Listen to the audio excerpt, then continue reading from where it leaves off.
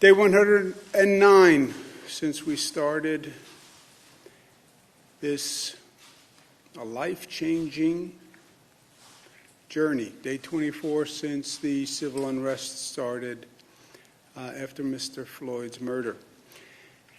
We have the New York State Reform and Reinvention Collaborative. I believe this is going to be transformational for the state of New York. I believe it is the single best chance for real change, real reform. Seize the moment, carpe momentum. People have said we have to change our police departments and our public safety strategy. Now is the time to do it, and they happen to be right. We have April 1 is the deadline, 288 days and counting for local governments to enact real reform. And we mean real reform. We mean start with a blank sheet of paper and come up with your vision for your public safety department in your community. What do you want it to be? And what do you want it not to be? What is the use of force policy for your department? What is the staffing level? What does demilitarize the police mean in your community? People talk about defunding the police. What is the budget that you want for the police, which you can only arrive at after you determine what staffing you want for the police? What is your transparent disciplinary process? How do you want your police department to work in your community, in your city, in your county? And the collaborative means elected officials, police officials, community activists, put everybody at the table and answer the questions. What we have determined from this period of unrest and demonstration, from the beginning of which I said I stand with the protesters, we need to change. We need reform. Good. Second question, what change, what reform do you want? And how do we do it? That's the intelligent progression of this moment towards action. And this moment without action is a wasted moment. Make change when you can make change. Make change when the planets line up to change. After the Sandy Hook massacre, pass sensible gun control. The nation saw children massacred in a classroom. They were outraged. They should have been. Turn the outrage into action. How do you turn outrage into action in society? By actually coming up with a new policy and making it a reality.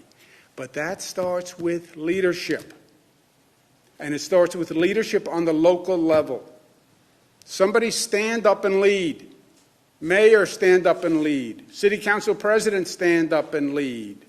City council person in charge of public safety, stand up and lead. 288 days. Who has the paper? Who has the pen? Who's calling the meeting? Ask that question to every one of the 500 communities in this state that have a police department. Who's doing it in your city? Who's doing it in your county? Only 288 days, and a lot of work to do in 288 days. Everyone says what they're against. Great. What are you for? And how do we do it? That's the question. Show some leadership. Friday is Juneteenth, commemorates the emancipation of slavery in the United States. It is a day that we should all reflect upon. It's a day that's especially relevant in this moment in history. I'm going to sign an executive order today, hence all my pens, recognizing Juneteenth as a holiday for state employees, and I'm going to propose legislation next year to make it an official state holiday. On the reopening, we're continuing to follow the data and the metrics. Our number of hospitalizations, lowest level since we started, amen, 1,400. Number of deaths, 17 deaths in the state of New York. 17. Lowest number since we started. I would feel The only way I could feel better is if that number ever becomes 0. But 17, we remember in our thoughts and prayers the 17 lives lost. But this is great, great news compared to where we've been. Lowest level on the 3-day rolling average. That is the mountain. There it is. We always were wondering about the configuration of that mountain. What did it look like? How high was it going up? When would it crest? What was the plateau? How do we flatten the curve? How long would it take us to get down? And then, to add to the good news, we almost have too much good news, we did about 60,000 tests yesterday. Put that in context. 60,000 tests on one day. No state in the United States is doing that. 60,000 tests across the state. Number who tested positive? Less than 1%. That is the lowest percentage of positive that we have had since we have started, period. That is one of the lowest levels in the United States of America.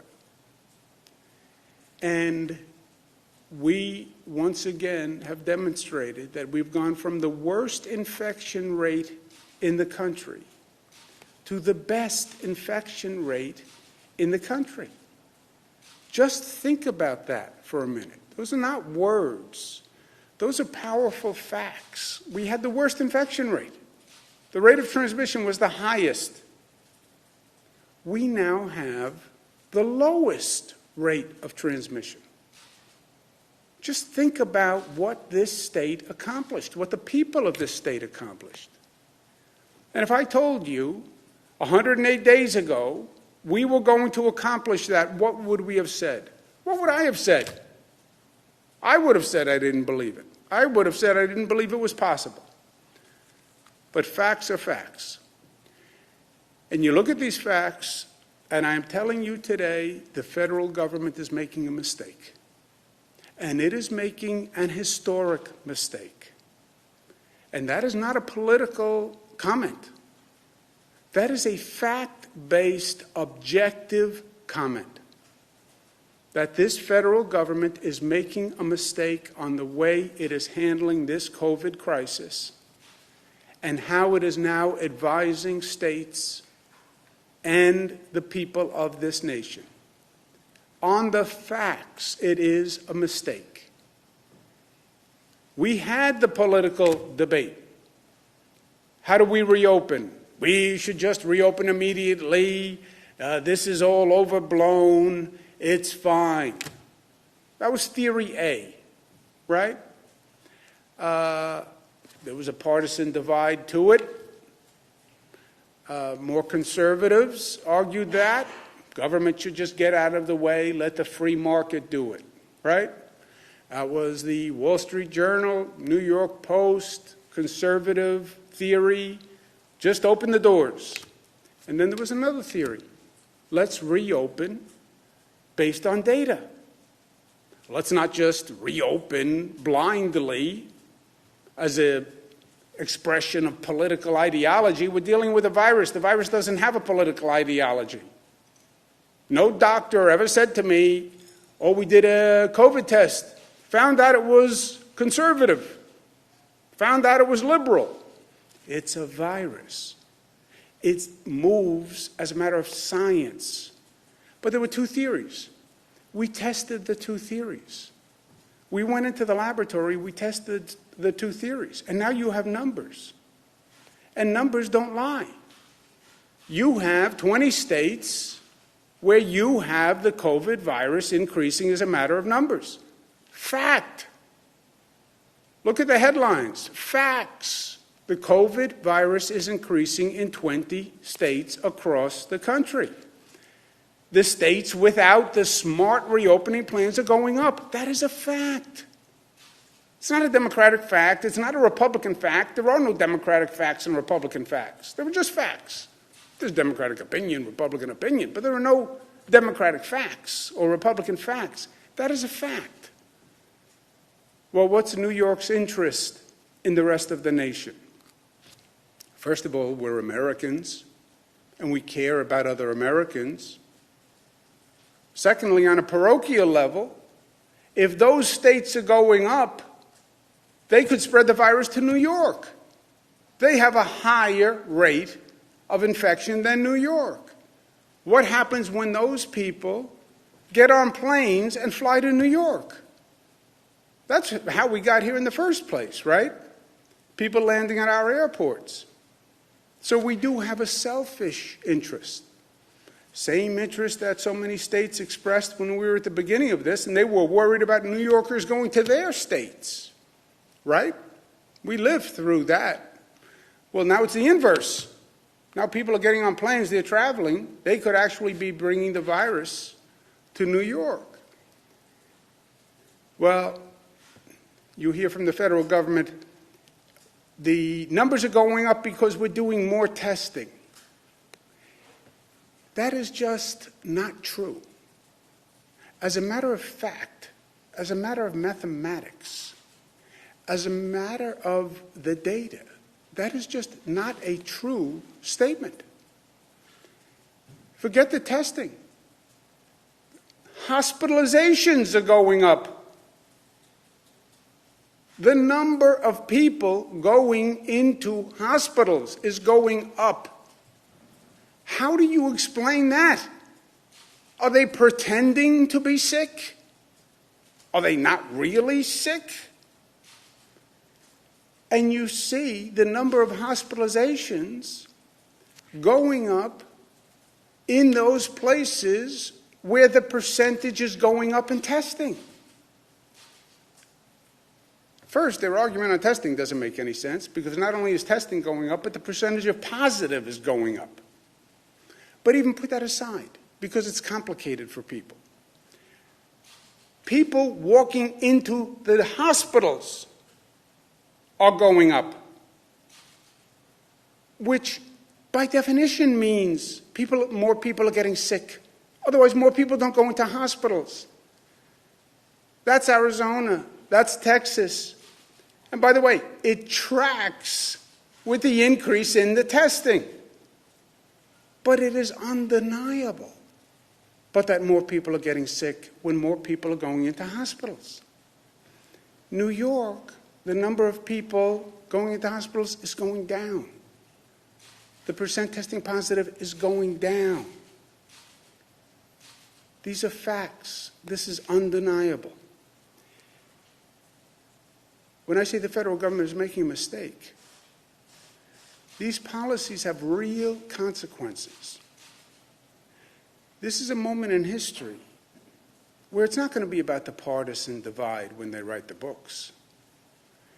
They'll talk about the absurd politics. There's going to be real life and death consequences to this. They are now projecting, by the model that the White House uses, they have increased their projections to show almost 90,000 more people are going to die by August. 90,000. What these projection models do is they change their projection when the facts change. In other words, when they see numbers going up in states, they increase their projection. So they watch today's numbers, they see more hospitalizations, they then increase their projected deaths because they see more people going into the hospitals, so they increase their projected deaths. In April, they projected 60,000 deaths by August. May, they projected 134,000 deaths. Now they're projecting 149,000 deaths. Why? Because they're seeing the virus increase and they're seeing the hospitalizations go up. So this federal policy has increased the number of people who they project to die by almost 90,000. It's not a Democratic projection. It's not a Republican projection. It's the projection of the model funded by Gates, which is relied upon by the White House. 90,000 people. Think about that, 90,000 people. Well, that's the cost we have to pay to get the economy back up and running. Really? That hasn't helped the economy. When the virus goes up, the financial markets go down. When the virus goes up, consumer confidence goes down. When the virus spread goes up, people get more nervous and less confident about government and about the plan and about their future.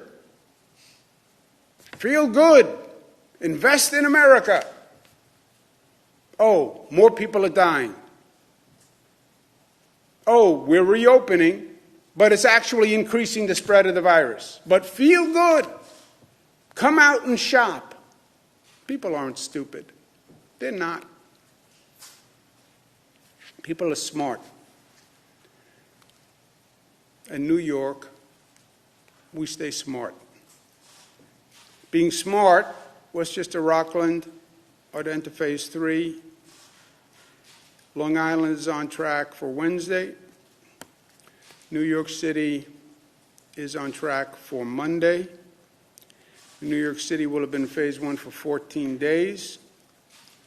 You look at all the numbers are good. You look at the number of tests, the positive tests. You look at it from the point of reopening, the numbers are good. Hospitalizations, since reopening, the numbers are good. So New York is on track to enter phase 2 on Monday. The same metrics we use in New York City are the same metrics we've used in every region across the state. And they have all shown to be accurate and effective. We don't change the rules for New York City. We don't change the rules for Long Island. It's one set of rules for everyone. And they have worked everywhere in the state. They work when we are responsible in what we're doing. So New York City, do what every other region has done thus far. Employers have to be responsible, store owners have to be responsible, employees have to be responsible, local governments have to be responsible and do their job. They have to have their testing in place. Their testing has to be ramping up. Part of the phasing is allowing the local governments to increase their capacity to handle the additional burden. They like to leave that out. The role for local governments, the responsibility for local governments has been going up. Every time you hit a new phase, they have to have more sophisticated tracing, more sophisticated testing, more sophisticated compliance because the number of people are coming up. The phases are not just automatic. The phases are allowing the local governments to get their act together. And they have to, because this only works if the business owners are educated, if they're ready, if they have the plans in place, if the employees are ready, and if the local governments are ready. Today I'm going to be signing legislation to protect the rights of healthcare workers who speak out. Quote-unquote, whistleblowers should be protected. But New York has climbed the mountain. And it was the highest mountain in the state of New York. I'm going to declare the COVID mountain the highest mountain in the state of New York. It's not really a mountain because it doesn't exist. But it's a mountain to me, and it's a mountain to many people. And it's a mountain that we had to climb, which was unlike any other climb, because it went straight up. And you couldn't see the top because the top was in the clouds. But the only strategy was every day to take the next step. Take the next step, take the next step, take the next step. It was hard. It was exhausting. It hurt. But you'll find the top, even if you can't see the top, through the clouds. Just keep climbing, you'll find the top. Almost blind faith. And we determined the top by flattening the curve. You flatten the curve, you create the plateau, you create the crest. We created the crest. But then we had to come down the other side. And that was a long journey. It was about 42 days up the mountain, about 66 days down the mountain when you look back. Who's counting? I was counting every day. We climbed the mountain, and we're on the other side. There are other mountains to climb. And remember that we didn't create this mountain. We didn't create this crisis. This crisis was created because the virus did not come from China. It did not come from China. Mistake. The virus came from Europe. The virus came from Italy. The virus came from France. The virus came from Spain. How did that happen? I never heard that. I know, because nobody ever said that. Nobody ever told us. The virus left China and went to Europe. That's what happened this past January. And then the virus came here from Europe. January, February, March. Federal government didn't do a European travel ban until when? March 16th. January, February, March. How many flights flew into JFK? And how many people came? 3 million. 3 million. JFK, Newark International. Did we screen those people? Federal government didn't screen those people because the virus was supposed to be in China, according to them. That's how the crisis was created in New York. That's why New York had the high infection rate. It had nothing to do with New Yorkers. It had nothing to do with a blue state. It had nothing to do with anything about New York. It's because we were misled. We were misinformed. And the virus was coming from Europe. That's what created the crisis. So we had nothing to do with the creation. And then we had the worst crisis in the nation. And then we were left on our own, by and large. But we managed it. It is a lesson that will go down in the history books, and a lot of lessons for us to learn on many levels. But we did it, and in many ways we should be invigorated because of it. That which doesn't kill you can make you stronger. We are stronger for it. I believe that. We're stronger as a community. And now we have other situations that we have to confront, other mountains to climb, but we have confidence after the last thing we've been through. And we will climb those other mountains, and we will do it together because we are New York tough and smart and united and disciplined and loving. And we are empowered to do that. And I look forward to doing that now that we are on the other side of this mountain. We'll climb new mountains together. And there are many new mountains to climb. For me, seeing those numbers back down, I mean, we went up, we came down, and we're back where we should be. It means we have to move on, stay vigilant, Could come back. If you don't stay smart, it will come back. Could be a second wave. But we did what we had to do, my friends, and we did it together, and we did it every day. And now we're going to move on to other things. These daily briefings, while fun, take a lot of time, and I'm going to finish the daily briefings on Friday, and then we'll do briefings as necessary, and I'm sure they will often be necessary. But we're going to turn the page on the immediacy of this crisis. I hope people learn from what we accomplished here in New York. I hope people around the country look at New York and say, how did they do that? How did they go from the worst situation in terms of transmission to the best? How did they do that? I hope they look around and say, how can all these states be going up and New York is going down? How can that be? I thought New York had such a terrible problem. All that density, all that crowding. How's New York going down and our states are going up? What's the difference between what we're doing and what New York is doing?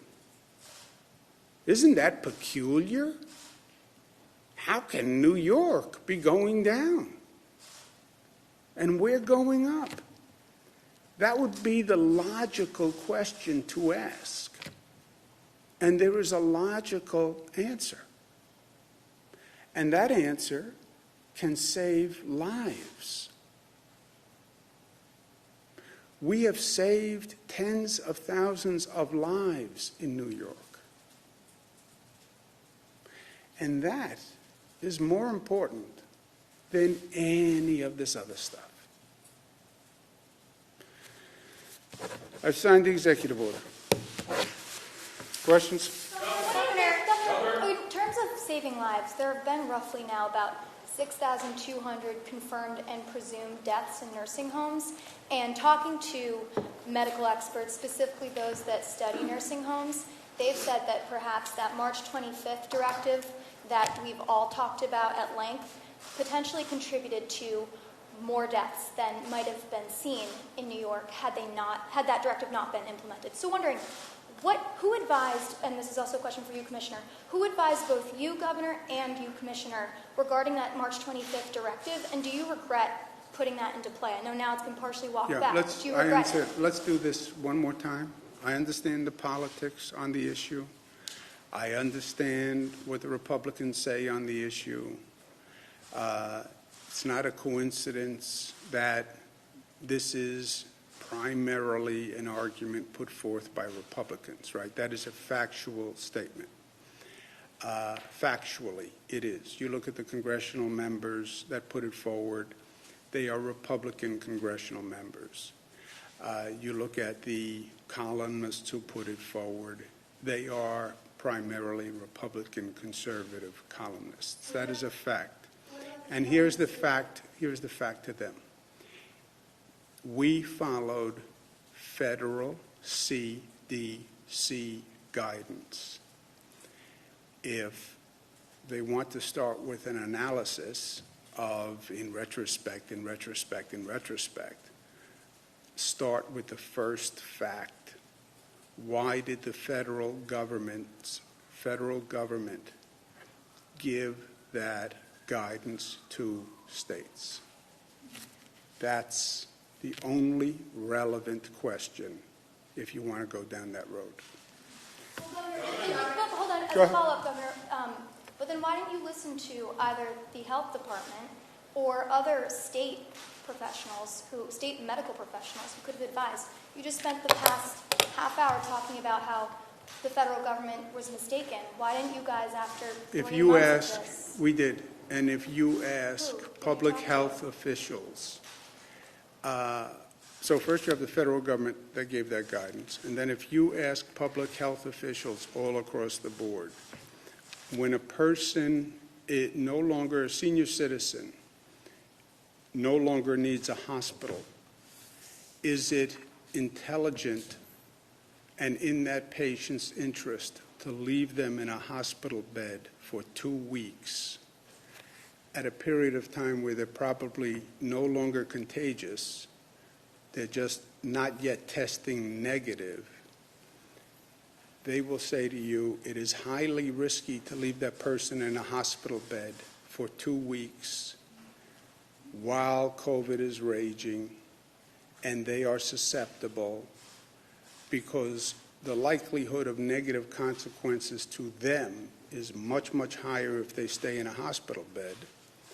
And they will say a nursing home is a better environment if the nursing home can provide adequate, safe care where they care for that COVID person in a way that protects the other people in the facility, even though that senior citizen may not be contagious at that point. And the condition of the nursing home accepting that person was that the nursing home said, we can take that person and treat that person and give that person the treatment they need, and we can do it in a way that protects the other people in our facility. They will all say that was the best path for that senior citizen. They will all say, don't leave a person in a hospital for 2 weeks. There are infections. You can get sick being in the hospital, believe it or not. Sepsis, etc. So get that person out of the hospital as soon as you can. The person is probably in a stage of the disease where the person is not contagious. They just haven't tested below the antibody level to be negative. If the nursing home says we can take that person and protect the others. And that was the system in every case. In every case. New York State is 35th in the nation. 35th in the nation in terms of percentage of nursing home deaths. 35th in the nation. So Mr. McManus's of the world, Mr. Goodwin's of the world, find a different argument. Or start with the fact, if there is any facts left, it was guidance from Mr. Trump. Go ahead, sir. Governor, Thank you talk to anyone from the Medical Society of New York? Well, is that Did you talk to the nursing homes? is that your medical opinion, doctor, or do you want to add anything? I think the governor has crystallized this. I would add one point is perhaps you should look at the Harvard expert who mentioned that that this is from asymptomatic people who came into the nursing home workers. But I think the governor has crystallized that answer. Actually, so he also has a problem, as do several other experts, with how the state health department has changed data. So on that, how come you guys stopped recording in the daily coronavirus death counts regarding nursing homes the people that were from nursing homes who died in hospitals? That disappeared from the tally. Why did you guys change that? That data is in the hospitalization data. It's there. The data is. It's not in the nursing home breakdown. We have. You can go online. You can see all the data that we have there. You guys also stopped including the top line number. So now I have to tell you. Yeah, I know. Well, you can either understand, you can either talk to Harvard or you can talk to public health officials like The other point that I would McManus just like and to make Goodwin. is when you actually look at the nursing home by nursing home breakdown, you see no correlation between the readmissions and the deaths, which is something that I think that the reporters, I know the AP has looked at the readmissions, and there are a number of hospitals where there have been no readmissions, where there are up to 50 deaths, and then there are some hospitals there are 5 readmissions and there are 10 deaths. There's very little correlation to no correlation between when you actually look at the individualized hospital data. Furthermore, the directive that came out on March 25th was not an executive order. It was done by the DOH. DOH did it in consultation with the CDC and CMS, as did a dozen other states. The thing that you referenced at the top, or that the governor referenced from the Republicans in Congress, I find it interesting that it's a handful of Republicans in Congress directed only at states with Democratic governors. So I think it's important that we look at the actual facts and the actual data, and we get to the bottom of this, because as the governor said, it's likely that we see another wave. So what are we learning? How do we deal with it? And how do we go forward in a productive way? And part of that has to be relying on international and national experts, and that means the federal government has to know what it's talking about. Governor Blasio wants to expedite the release of body cam footage, speed up the disciplinary process, and release disciplinary records of police officers online. Are you going to require the same for state troopers and other police departments across the state? I don't think we should be doing this piecemeal. You have all sorts of piecemeal proposals that are out there. I'm not commenting on Mayor de Blasio. I don't know any of these proposals that you mentioned. But all across the country. People are doing piecemeal suggestions, which are nice, but are not especially helpful. No tear gas, no rubber bullets, cut the budget $100,000, cut the budget $1 billion, reduce staff 20%, demilitarize police. Okay. Let's do it the most intelligent, effective way. Start with a blank piece of paper and design your police force. This is 2020. We haven't redesigned the police force fundamentally for decades. Let's get all the stakeholders in the room and let's design it. What is the function of the police department? First question, what do we want it to do? Second question, what do we want it not to do? How many people will it require to do that? What are the skills of the people required to do those functions? How much will it cost to put together that department? What lessons learned from these past episodes do we want to take to heart? What's our use of force policy? When we say demilitarize the police, what do we mean? What equipment do we not want them to use? How do we want them to handle protests? You've seen terrible footage. How do we want police to handle protests? How do we want them supervised? What's our disciplinary process? Do we have body cameras? How often do we publish the body camera footage? How do we handle complaints? Complaints come in. Who should review them? When should they go online? What should the disposition be? That's how to use the moment. To make one little change in the structure, my point is different. You have to start with the foundation and build up. But the foundation is the problem. Because you know what the foundation is? You know what the foundation of the police department rests on? 2 pillars. Respect and trust. Those are the 2 pillars. Everything rests on those 2 pillars. And you know the problem? Those 2 pillars are cracked. So start with the respect pillar and the trust pillar on the foundation. Then you build up what color uniforms they have, how many cars. But start with the pillars. Specifically, no, Governor, Sir. I have a follow-up question because I had a specific question about are you going to be requiring the state troopers to be releasing disciplinary records online to comply with the new 50A We're going to law? go through the same, yes, we're going to go through the same process. 50A applies to the state police. When you look at the existing holidays that the state celebrates, like MLK Day, which is also about civil rights, why did it take so long for Juneteenth to be recognized, especially when you look at emancipation being the thing that spawned the Negro National Anthem, Lift Every Voice and Sing, for example? That indicates that it's a pretty significant event. And related to that, the state has an MLK Day celebration every year. Would you also consider a Juneteenth celebration? I would. Why? Look, live and learn, right? Society progresses. We change. We evolve. Hopefully we change for the better. During some periods in history we do, some periods in history we don't, some periods in history we go backwards.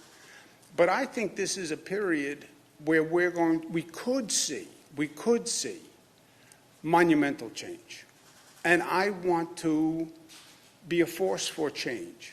And I want to help synergize this moment, whether it's reform on the police department, whether it's an expanded racial understanding and sensitivity and progress.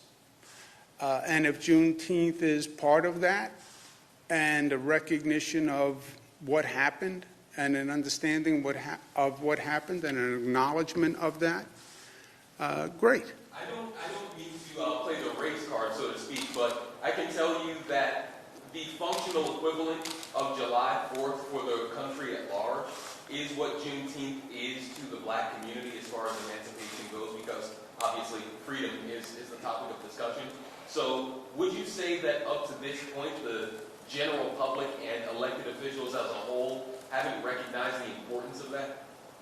I don't think it has been recognized for the importance that it denotes, and that's why I'm going to propose legislation to make it an official holiday next year. And that's why this year I'm doing what I can. What I can do is, by executive order, make it a state holiday for employees, and that's what I'm doing. So the most I can do by executive order, and then next year I'd like to pass a law to that effect, because I acknowledge exactly what you're saying. And this would be a first step for the state. It may be a first step nationwide. I don't know any other state that has recognized Juneteenth this way. I'm not fully informed. I'd have to go back and look. But off the top of my head, I don't know that any state has done this. So I'd love to see New York as the first. The Supreme Court's supposed to be making a decision on DACA here very shortly. Has the state thought of ways to possibly extend that program here in New York? Is that possible? We have to see what the court says, and if there's any crack or light for state action, then we will take it. Let's take one more question. Teachers and districts are looking for clarifications that they can start preparing over this summer. Will schools open for fall of this year? Yeah, we don't know for sure yet. We have to see where the virus is. We are in very good shape on controlling the virus in New York right now. There are question marks. Nationwide, globally, there are question marks. Is there a second wave? Is there a resurgence? There are national question marks. These other states are going up. Do people in Florida get on a plane and come here and we see an increase? Question mark, did the protests increase the spread of the virus, or hopefully did they happen at a time where the infection rate was so low already, about 1%, that even though they violated social distancing, et cetera, it didn't have an effect? Question mark, will local governments do their job? Are they doing the tracing and the testing and compliance? Question mark. So to say today, as we sit here in June, what is going to happen in September? Nobody can tell you. Nobody can answer that question. And think where we are today to September, and think of the period in time backwards. All this transpired, that whole mountain, that's 100 days. That's all that is 100 days. 3 months, the whole world changed. So September, let's get some more information and facts, and then we'll decide. Paul, you talk about the need for that sort of standard nationally, or, because it's a big decision. We answered those questions, right? No, you didn't.